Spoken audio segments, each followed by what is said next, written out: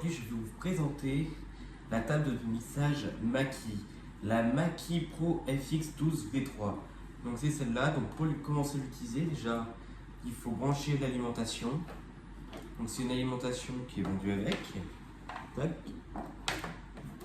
Et après, il faut actionner ici pour l'allumer. Une fois qu'on l'a allumé, alors rapidement dans les trucs, donc on a 7 entrées micro, dont 2 XLR combo jack. Après là on peut faire du stéréo et là c'est pour mettre une entrée line pour par exemple brancher un téléphone. Donc après sur la première tranche, là on a un filtre coupe bas, donc en dessous de 80 Hz. Là aussi, là ici on a le gain, donc c'est la puissance qu'on va donner à la voix ou à la musique. Là ici on a un compresseur, si on veut linéariser le son pour passer pratique pour par exemple sur une batterie. Là après on a un equalizer 3 bandes, donc aigu, médium, grave. Ici c'est pour les auxiliaires, donc par exemple c'est pour un retour scène, donc on peut augmenter plus ou moins sur chaque tranche ce que veut entendre le musicien en retour. Ici c'est les effets, donc c'est un processeur de 24 effets. Puis ici après on a droite ou gauche ou mono, donc mono ou stéréo.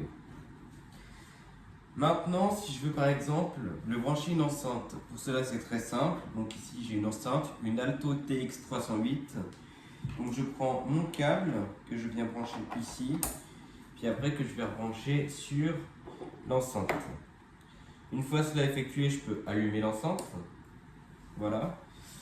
Donc par exemple après si je branche mon micro, donc pour le coup là un petit T-Bone, donc si je le branche en XLR vers XLR en 1, tac tac tac tac, donc voilà un petit micro classique. Donc il faut que j'appuie sur LR, le gain je l'augmente un petit peu, main je le mets à fond, je désactive ça, puis après je commence à parler en augmentant progressivement le fader. 1, 2, 1, 2, 1, 2, 1, 2, 3, 1, 2, 3, 4.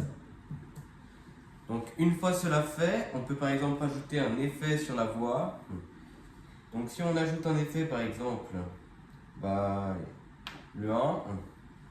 Donc là c'est pour FX Mute, donc c'est pour éteindre les effets. Si vous voulez qu'on entende l'effet, il faut appuyer dessus, il ne faut pas qu'elle soit allumée. Il faut augmenter le potard effet FX pour effet, et là on va commencer à injecter petit à petit dedans. 1, 2, 1, 2, 1, 2, 3, 1, 2, 3, 4.